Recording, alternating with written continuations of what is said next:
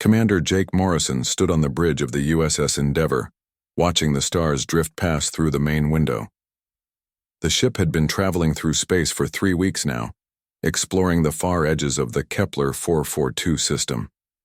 It was quiet. Work, but important work. Earth needed to know what was out here. Lisa Rodriguez, his second officer, walked up to him with a cup of coffee. She was young but smart, and Jake trusted her judgment completely. "Nothing new on the scanners, Commander," she said, handing him the warm cup. "Just empty space and distant planets." Jake took a sip and nodded. "Sometimes quiet is good, Lisa. After all the wars back home, a little peace feels nice." The ship's crew was small but skilled. Paul Adams ran the engines and kept everything working smoothly. Dr. Amy Clark took care of medical needs and studied any new life forms they found. Ben Parker handled all communications with Earth and other human ships. They were like a family after working together for 2 years. Suddenly, Ben's voice came over the ship's speakers. "Commander Morrison, please come to the communication room. We have something strange here." Jake and Lisa hurried to Ben's station. The young man looked confused as he pointed to his screen. "Sir, we're getting a distress signal. It's coming from about 2 hours away at full speed." "What kind of signal?" Jake asked, leaning over to look at the data. "That's the weird part, Commander. It's not human. The language is completely unknown, but the pattern is clear. Someone is asking for help." Lisa frowned. "Could it be a trap? We're pretty far from any known alien territories." Jake thought for a moment. "Run a full scan of the area. Let's see what we're dealing with."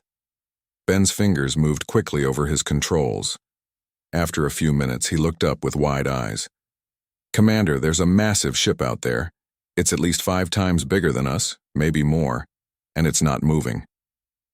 "Any signs of life?" Jake asked. "The scans show some activity, but it's very weak, like emergency power only." Jake made his decision. "Set course for that ship, but keep our weapons ready and shields up. Paul, I want the engines ready to run if we need to." Paul's voice came through the communication system from the engine room. "You got it, Commander. We can be out of there in seconds if things go bad." The USS Endeavour changed direction and headed toward the unknown ship. As they got closer, everyone could see how huge it really was. The alien vessel looked like a city floating in space, with strange curves and surfaces that seemed to shift color in the starlight. "I've never seen anything like it," Amy said as she joined them on the bridge. "The design is completely different from any human ship." "Ben, try to communicate with them," Jake ordered. "Use basic mathematical signals. First, then see if they respond." Ben sent out simple number patterns and waited. After a few minutes, a response came back. The aliens were using the same mathematical language, which meant they were intelligent and wanted to communicate. "They're asking us to come aboard," Ben said after several exchanges. "They say their life support is failing, and they need help." Jake felt uneasy. Something about this situation felt wrong, but he couldn't put his finger on what it was. "Lisa, what do you think?" "It could be genuine, Commander. If we were stuck out here, we'd want someone to help us too." Dr. Clark nodded. "If they really are dying, we have a duty to try to save them." Jake looked at his crew. These people trusted him to make the right choice. "Okay, we'll dock with their ship. But we go in prepared. Everyone wears full gear and carries emergency beacons. If something goes wrong, we need to be able to get back to our ship fast." The docking process took an hour. The alien ship's docking bay was enormous, easily big enough to hold 20 ships the size of the Endeavour. Strange lights moved along the walls, and the air had a different smell when they opened the airlock. Jake led his team into the alien ship. The corridors were huge, built for beings much larger than humans. The walls were covered with symbols that seemed to glow softly, and the floor felt different under their boots. "Stay close together," Jake whispered into his communication device. "Something doesn't feel right about this place." They followed the corridors deeper into the ship, guided by lights that seemed to turn on just ahead of them and turn off behind them. After walking for 20 minutes, they entered a massive chamber filled with strange machines and computer screens. That's when they saw the aliens. The beings were tall, almost 8 feet high, with long arms and gray skin that looked like metal. Their eyes were large and black, and they moved with a smooth grace that seemed unnatural. There were dozens of them in the chamber, all turning to look at the humans. One of the aliens stepped forward. When it spoke, its voice came through a device that translated the words into English. "Welcome, humans. I am Vrexka, commander of this vessel." Jake stepped forward, trying to appear confident. "I'm Commander Jake Morrison of the USS Endeavor. We received your distress signal and came to help." Vrexka's mouth curved into what might have been a smile, but it didn't look friendly. "Yes, we sent that signal. We have been waiting for humans to find us." "Waiting?" Lisa asked. "Why were you waiting for humans specifically?" "Because," Vrexka said as more aliens appeared from hidden doorways surrounding the human crew, "humans are exactly what we need for our experiments." Jake's hand moved toward his weapon, but energy fields suddenly appeared around each human, trapping them in place. The fields hummed with power, and Jake could feel the energy making his skin tingle. "You see," Vrexka continued, "we are the Zalathi Empire. We have studied your species for some time. Humans are interesting. You fight when you should surrender.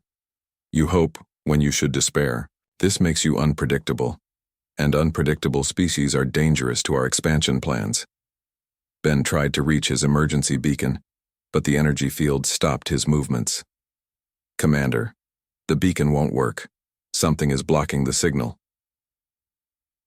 Vrexka laughed, a sound like breaking glass. "Your little ship cannot help you now. We have technology beyond your understanding. But do not worry. Your suffering will serve a greater purpose. We will learn how to break the human spirit, and then your entire species will be much easier to control." Jake looked at his trapped crew members, then back at Vrexka. "What do you want from us?" "Simple, Commander Morrison. We want to understand what makes humans so stubborn. Once we know that, we can break that stubbornness in every human we encounter. Your species will serve the Zalathi Empire, just like dozens of other species already do." The alien commander gestured to his soldiers, who began moving the trapped humans toward different sections of the chamber. "Take them to the holding areas. We begin the experiments immediately." As Jake was forced away from his crew, he could hear Lisa calling his name. But there was nothing he could do. The trap had been perfect, and they had walked right into it. The last thing Jake saw before being taken to his cell was Vrexka watching him with those cold, black eyes. The alien seemed very pleased with himself, confident that breaking a few humans would be easy work. But Vrexka had never dealt with humans before. He had no idea what he was really up against. Jake Morrison woke up in a small metal cell. His head hurt badly, and his body felt stiff from lying on the hard floor. The walls around him glowed with a soft blue light, and he could hear a low humming sound that never stopped. He tried to remember how long he had been here. Was it 3 days? 4? The Zalathi had taken his watch, and there were no windows to show day or night. Time seemed to move strangely in this place. The cell door was just an energy field that sparkled like electricity. Jake had tried to touch it once and got a shock that knocked him down. Now he stayed away from it. Every few hours, Zalathi soldiers would come and take him to a different room. There, Vrexka would ask him questions about human military secrets, about Earth's defenses, about how many ships humanity had. When Jake refused to answer, the aliens would hurt him. They had machines that could cause pain without leaving marks. Other machines that could look into his memories and try to pull information from his mind.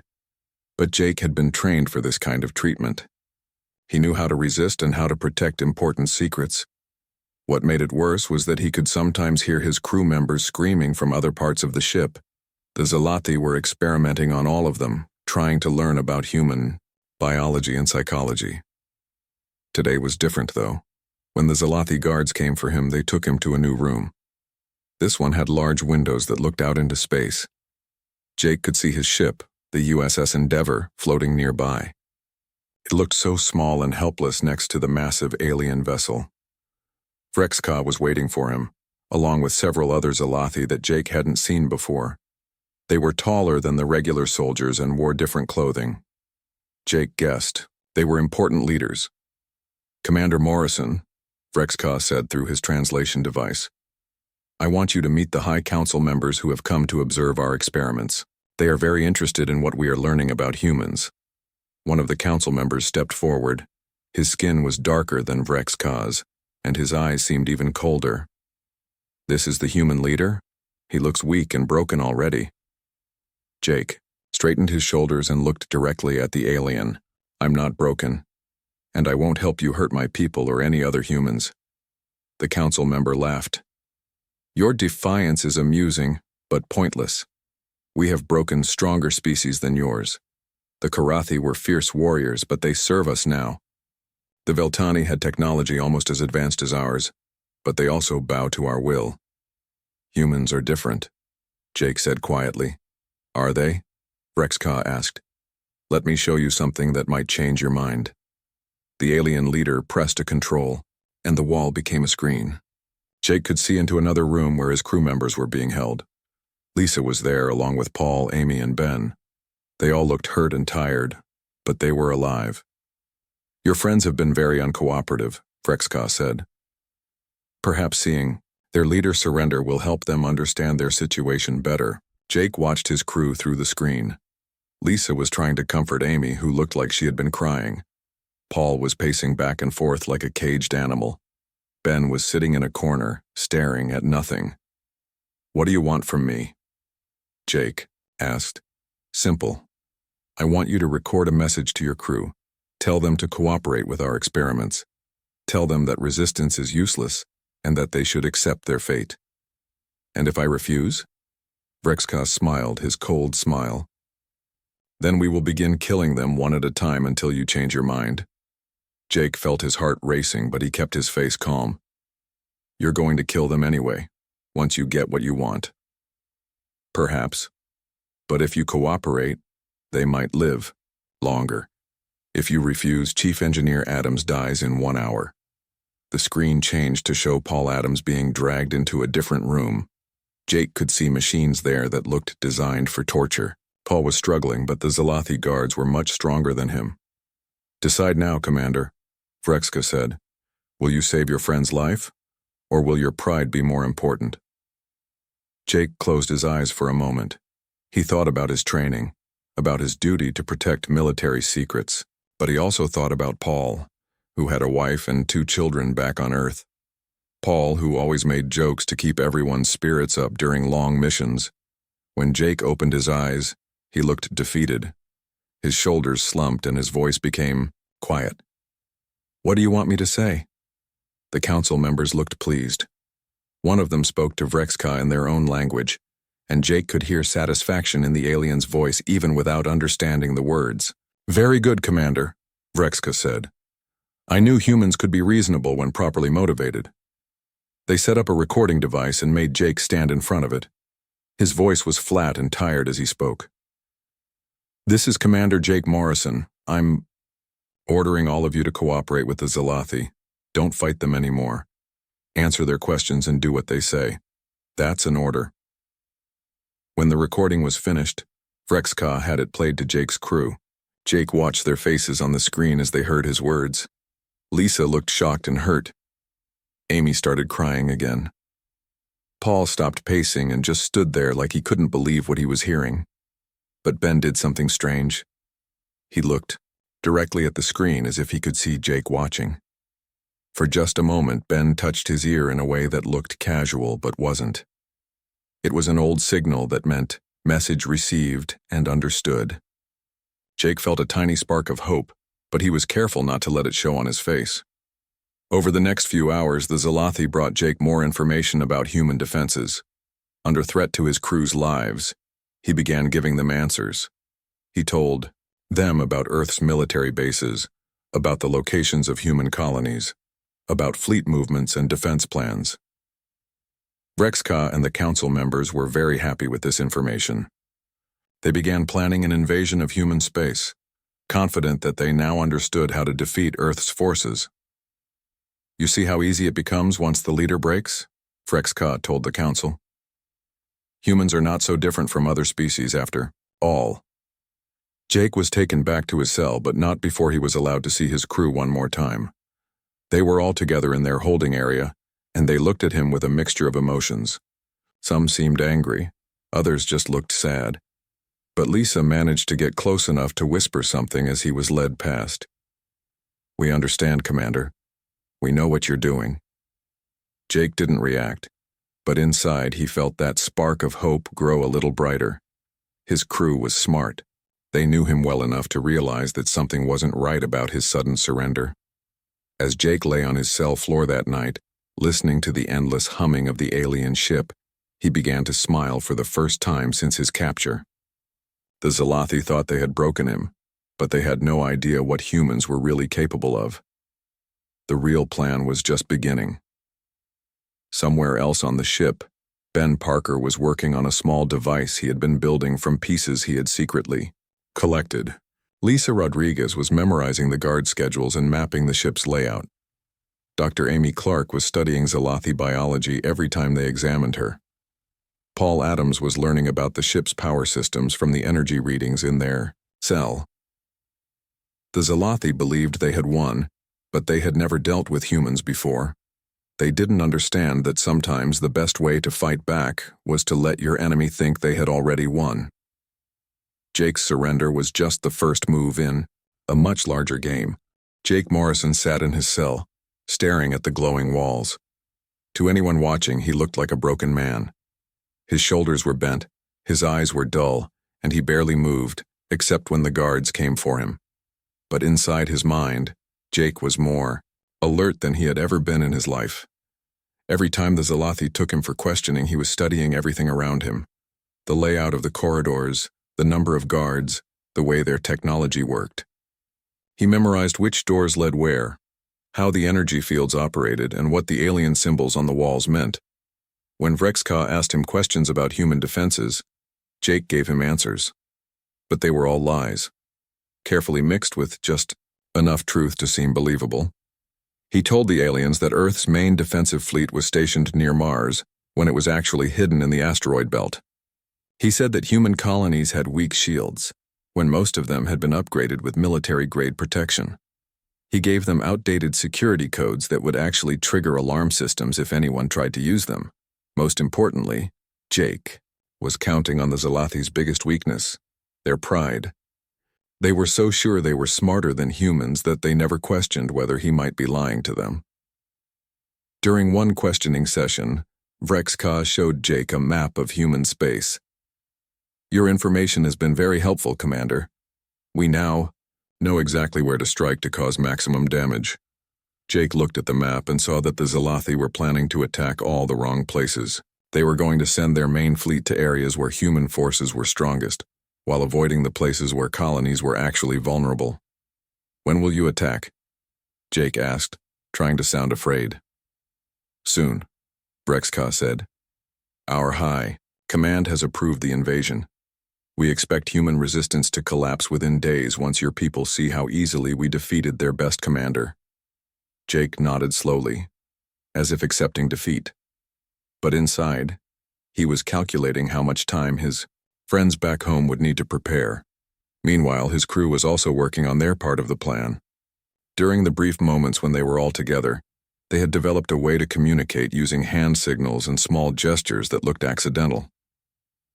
Lisa Rodriguez had been keeping track of the guard schedules.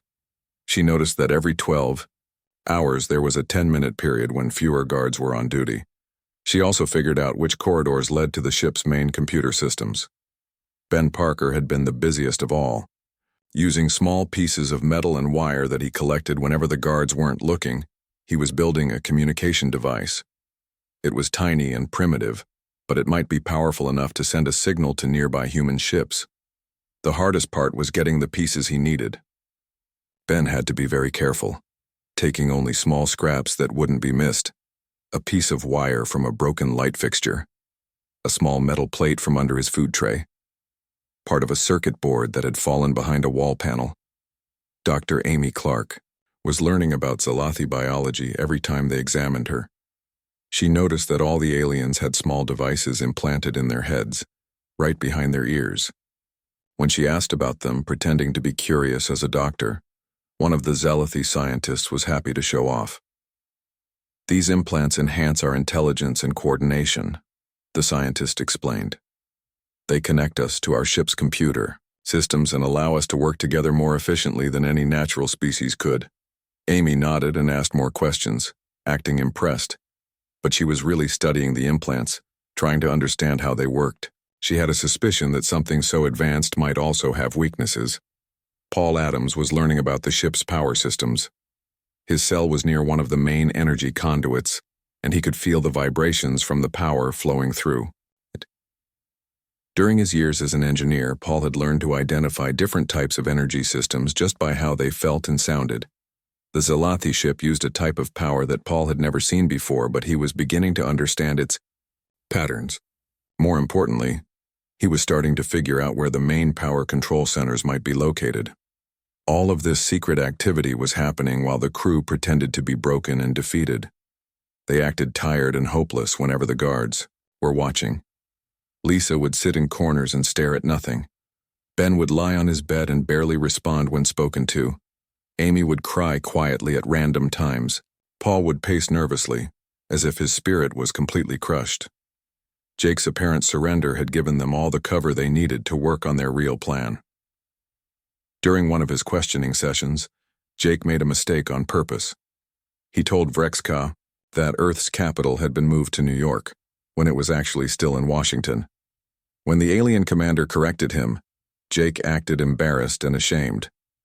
"I'm sorry," Jake said, making his voice shake slightly. "I'm having trouble thinking clearly. The stress of watching my crew suffer is affecting my memory." Vrexka seemed pleased by this.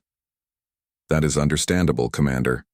Psychological pressure often causes memory problems in inferior species. Do not worry. We will help you remember everything we need to know." What Vrexka didn't realize was that Jake's mistake was actually a test. Now Jake knew that the aliens had been gathering information about humans from other sources too. That meant there were probably other human prisoners somewhere on the ship. Or the Zalathi had been spying on human communications for longer than anyone realized. This information would be crucial when Jake's real plan went into action. The days continued to pass. To the Zalathi, it looked like their plan was working perfectly. The human commander was broken and giving them valuable intelligence. His crew was demoralized and defeated. The invasion of human space was being planned with confidence, but under the surface something else was happening. Ben Parker's communication device was almost finished. Lisa Rodriguez had mapped most of the important sections of the ship. Dr. Amy Clark had figured out how the Zalathi implants worked and what might disrupt them. Paul Adams had identified the ship's main power control center. Most importantly, Jake Morrison had given the aliens so much false information that their invasion plan was guaranteed to fail. When the Zalathi fleet reached human space, they would find heavily armed fleets waiting for them instead of the weak defenses they expected. During his latest questioning session, Vrexka showed Jake reports from Zalathi scouts who had reached the edge of human space. "Your people are already beginning to panic," the alien commander said proudly. "Our scouts report increased military activity, but it is chaotic and unorganized. Just as you predicted, humans cannot function effectively once their leaders are removed." Jake nodded sadly, but inside he was smiling. The chaotic military activity was actually human fleets moving into position for a coordinated defense. His false information had worked exactly as planned. "How much longer before the main attack begins?" Jake asked. 3 more days, Vrexka replied. "By then, your species will learn what happens to those who resist the Zalathi Empire." Jake looked down at his hands as if the weight of his betrayal was crushing him. "My people will never forgive me for this." "Your people will not have a choice," Vrexka said coldly. "Once we control Earth, forgiveness will be irrelevant." But as Jake was led back to his cell, he caught sight of Ben Parker through a doorway. Ben was pretending to sleep, but he made a small gesture with his hand. It was the signal that meant ready. The communication device was finished. Soon, Ben would be able to contact human forces and give them the final pieces of information they needed. The Zalathi believed they were 3 days away from victory, What they didn't know is that they were actually 3 days away from walking into the most devastating trap in military history. Jake Morrison lay down on his cell floor and allowed himself a small, quiet laugh. The sound echoed softly off the metal walls, but to anyone listening, it might have sounded like the bitter laughter of a defeated man. Soon the Zalathi would learn what human laughter really meant. Ben Parker pressed the final wire into place on his small communication device. It was no bigger than his thumb and made from scraps, but it would have to work. He had been building it for days, hiding the pieces under his sleeping mat and working on it only when the guards weren't watching. The device was designed to send one short message to any human ship within range. Ben had calculated that there were probably scout ships somewhere nearby, watching the Zalathi vessel from a safe distance. He waited until the guard shift change that Lisa had told him about. During those 10 minutes when fewer guards were on duty, Ben activated his device and sent the message he had prepared. "This is Ben Parker of the USS Endeavor. We are prisoners on a Zalathi ship.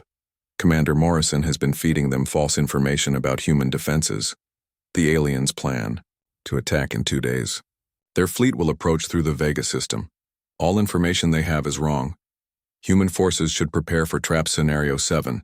Morrison is not broken. Repeat, Morrison is not broken." The message was sent in a quick burst that lasted only seconds. Ben quickly disassembled the device and hid the pieces again. Now all he could do was hope that someone had received it. Meanwhile, Dr. Amy Clark was putting the final touches on her own project. She had figured out how the Zalathi implants worked, and more importantly, she had discovered their weakness. The implants used a specific type of electromagnetic frequency to connect with the ship's computers. Amy had realized that if she could create a device that sent out the wrong frequency, it would disrupt the implants and cause them to malfunction. Using medical equipment from the examination rooms, Amy had built a small electromagnetic pulse generator. It wasn't very powerful, but it might be enough to affect the implants of any Zalathi who were close to it when it activated. Paul Adams had also been busy. He had mapped the ship's power systems and found the main control center. More importantly, he had figured out a way to cause a feedback loop in the power grid that would temporarily shut down the energy fields holding the humans prisoner. The plan was simple, but dangerous.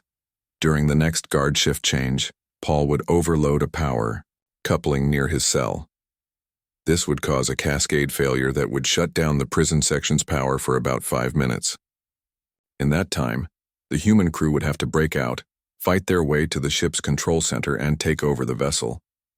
Lisa Rodriguez had studied the guard patterns and the ship's layout. She knew exactly which route they would need to take to reach the control center with the least chance of running into large groups of Zalathi soldiers. Everything was ready. They just needed to wait for the right moment. That moment came during Jake's next questioning session with Frex Ka. The alien commander was very excited, showing Jake star charts of the planned invasion routes. "In 18 hours, our main fleet will enter human space," Frex Ka said proudly. "They will strike at the heart of your defenses while your forces are scattered and confused. The war will be over in days." Jake looked at the charts and nodded slowly. "You're really going to do it. You're going to destroy my people." "We are going to conquer them," Frex Ka corrected. "The strong rule the weak. That is the natural order of the universe. And what happens to me and my crew after that?" Frex Ka's cold smile returned. "You will be kept as examples of what happens to those who resist us. Your suffering will be broadcast to every human colony, to show them the price of defiance." Jake closed his eyes and took a deep breath. When he opened them again, something had changed. The broken, defeated look was gone. Instead, there was something in his eyes that made Frex Ka take a step backward. "You know what, Frex Ka?" Jake said quietly. "I think there's something you should understand about humans." Before the alien commander could respond, the lights in the room suddenly went out. Emergency lighting came on a moment later, bathing everything in a red glow. Alarms began blaring throughout the ship. Paul's power overload had worked perfectly. In the prison section, energy fields flickered and died. Lisa Rodriguez was the first one out of her cell, followed quickly by the others. Amy Clark had her electromagnetic device ready, and Ben Parker carried the pieces of another communication device he had been building. "Move fast," Lisa whispered, as they ran through the corridors. "We have maybe 5 minutes before backup power restores the prison systems." They followed the route Lisa had memorized, avoiding the main corridors where guards would be responding to the emergency. The ship was huge, and it took them 3 minutes just to reach the control center area. As they got closer, they could hear Zalathi voices shouting in their own language. The aliens were confused and trying to figure out what had caused the power failure. Amy activated her electromagnetic device just as they rounded the corner to the control center. The effect was immediate and dramatic. Every Zalathi in the area suddenly stumbled and fell to the ground, their implants sparking and smoking. "Their implants are overloaded," Amy explained quickly as they ran past the fallen aliens. "They'll be unconscious for a few minutes, but it won't last long." They burst into the main control center where Vrexka was shouting orders at his technicians. The alien commander spun around when he saw the humans, his eyes wide with shock and rage. "Impossible," he hissed. "You were broken. You surrendered." Jake walked up to him, no longer pretending to be defeated. "That's where you made your biggest mistake, Vrexka. You thought you understood humans, but you never understood the most important thing about us." "What are you talking about?" Jake began. To laugh. It was the same quiet laughter that had puzzled the aliens during his imprisonment, but now it was louder and filled with genuine amusement. "We don't stay broken," Jake said, still laughing. "You can hurt us, you can torture us, you can make us scream and cry and beg, but we always get back up. And when we do, we're usually pretty angry about what you did to us." Vrexka looked around the control center. His technicians were still unconscious from Amy's device. The ship's systems were flickering as Paul's power overload continued to cause problems throughout the vessel. "You cannot escape," Vrexka said, but his voice had lost its confidence. "Even if you take this ship, our fleet will still destroy your people." Ben Parker looked up from a communication console where he had been working. "Actually, about that fleet of yours." He activated the ship's main communication system. Immediately, reports began coming in from Zalathi commanders throughout space. Every report was the same. The invasion fleet was being destroyed. "Impossible," Vrexka whispered as he listened to the reports. "We had perfect intelligence. We knew exactly where your defenses were." Jake's laughter grew louder. "No, you knew exactly where I told you they were. Every piece of information I gave you was wrong.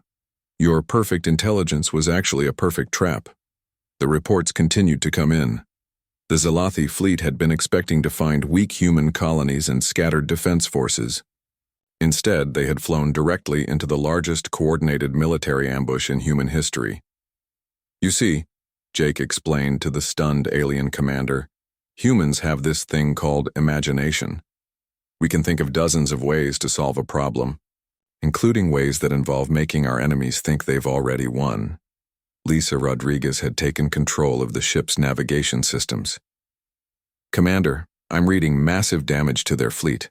It looks like our forces are using some kind of new weapon that's disrupting their technology." Amy Clark smiled as she monitored the alien communication channels. "That would be the electromagnetic frequency I discovered. I managed to get the information to Ben before we escaped, and he included it in his message to our scouts." Paul Adams was working on the ship's power systems, making sure the Zalathi couldn't regain control. "The feedback loop I created is spreading through their entire network. This ship is going to be dead in space for hours." Jake looked at Vrexka, who was staring at the communication screens in disbelief as report after report confirmed the destruction of the Zalathi invasion force. "You want to know the funniest part?" Jake asked, still laughing softly. "The whole time you thought you were breaking me, I was actually having a good time. Do you know why?" Vrexka didn't answer. He seemed to be in shock. "Because I knew that every day you kept me alive was another day for my people to prepare. Every lie you believed was another advantage for humanity. Every moment you spent feeling superior was another step toward your defeat." Jake walked over to the main communication console and opened a channel to all human forces in the area. This is Commander Jake Morrison of the USS Endeavour.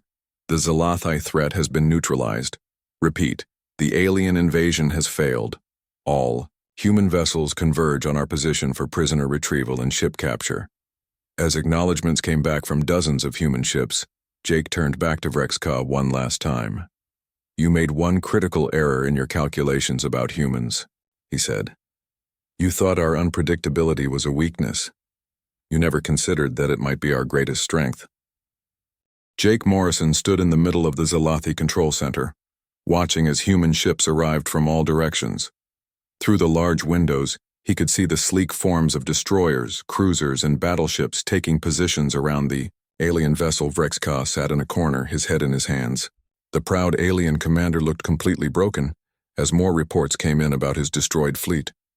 Only a few Zalathi ships had managed to escape the trap, and they were running back to their own territory as fast as they could. I don't understand, Vrexka said quietly. We studied your species. We learned your weaknesses. We saw how you react under pressure. Jake pulled up a chair and sat down across from the alien. That's your problem right there. You studied us like we were insects, in a jar.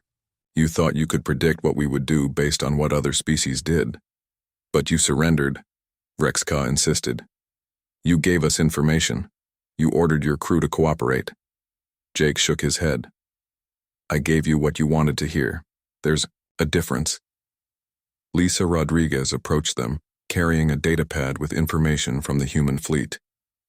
Commander, Admiral Parker sends his congratulations.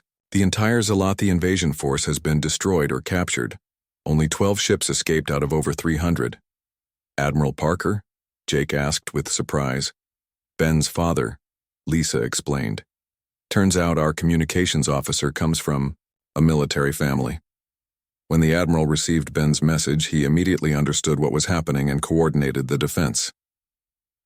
Ben Parker looked up from the communication console where he had been working. My dad always said that the best way to win a fight is to let your enemy think they're winning until it's too late to change their plan. Dr. Amy Clark was examining the unconscious Zalathi technicians. Their implants are completely fried. It looks like the electromagnetic pulse did permanent damage to their enhanced intelligence systems. Jake turned back to Vrexka. You want to know what you really didn't understand about humans? It's not that we're smarter than other species or stronger or more advanced. It's that we don't think the same way you do. What do you mean?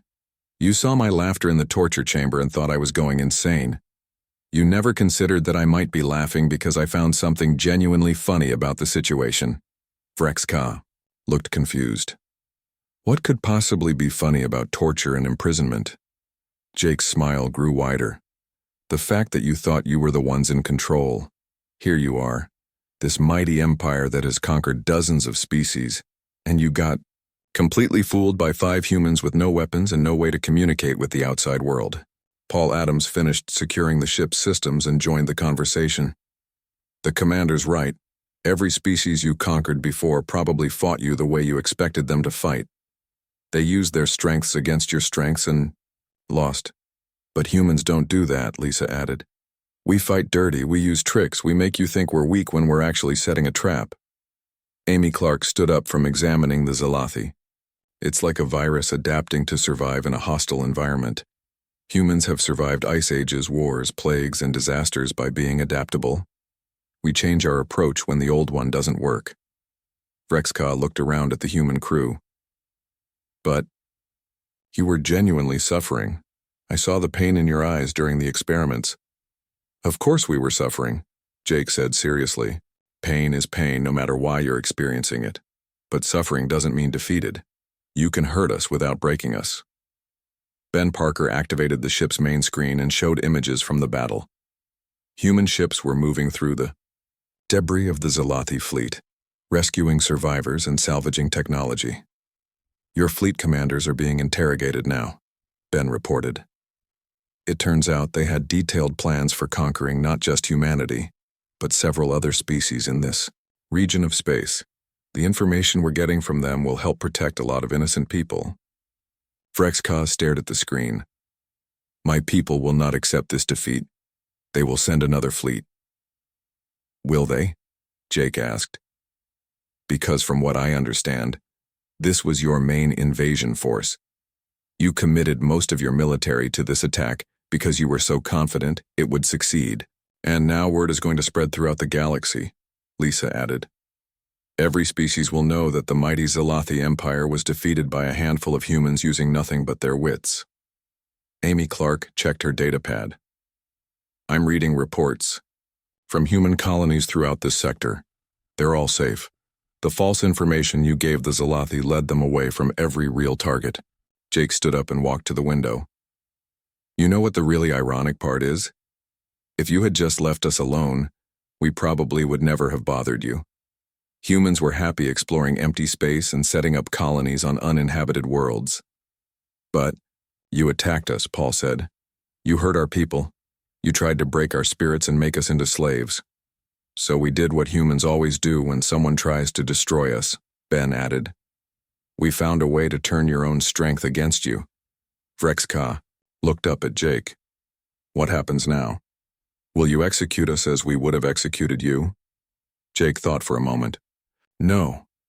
We'll turn you over to a neutral tribunal that includes representatives from all the species in this region. They can decide what justice looks like. But understand this, Lisa said firmly. If the Zalathi Empire ever threatens human space, again, we won't be caught off guard. Every human ship will know about your weaknesses. Every colony will be prepared for your tactics. Amy Clark added, and we'll share that information with every other species you've threatened. You won't be able to use the same tricks twice. A new voice came over the communication system. USS Endeavour crew, this is Admiral Parker. Prepare for transport to the flagship. We have some debriefing to do. As the human crew prepared to leave the Zalathi ship, Jake took one last look around the control center. Alien technology that had seemed so advanced and frightening now looked ordinary and manageable. Commander, Vrexka called out as Jake headed for the door. I still don't understand. How did you know your plan would work? Jake turned back and smiled. I didn't. That's the thing about being human. We try things even when we're not sure they'll work. Sometimes we fail spectacularly, but sometimes we pull off something that nobody thought was possible. And when we do succeed, Jake continued, we usually can't help but laugh about it, because the universe is full of surprises, and humans love surprises. As the human crew was transported to Admiral Parker's flagship, Jake looked back at the Zalathi vessel one more time. The massive ship that had seemed so threatening just hours ago now looked small and defeated, surrounded by human vessels. During the debriefing, Admiral Parker listened to the full story of their capture and escape. When Jake finished explaining how they had fed false information to the Zalathi, the Admiral shook his head in amazement. Commander Morrison, what you and your crew accomplished here will be studied in military academies for generations. You turned a complete defeat into total victory using nothing but human ingenuity. And a lot of luck, Jake admitted. Maybe, the Admiral said, but I think you created most of that luck yourselves. Later, as Jake stood on the observation deck of the flagship, Lisa Rodriguez joined him. Together they watched as the captured Zalathi ships were escorted toward neutral space. Do you think they learned anything from this? Lisa asked. Jake laughed softly. I think they learned that humans are a lot more dangerous than they look, and maybe that's enough. What's our next mission, Commander? Jake looked out at the stars, thinking about all the unexplored worlds and unknown species that were waiting to be discovered. The same as always, Lisa. We keep exploring, we keep learning, and we keep being human. And if anyone else tries to break us? Jake's laugh grew louder, echoing off the observation deck walls. Then they'll learn the same lesson the Zalathi just learned. Humans don't stay broken. We rise laughing, and we rise stronger than before. In the distance, the stars shone with the promise of new adventures, new challenges, and new opportunities for humanity to surprise the universe once again.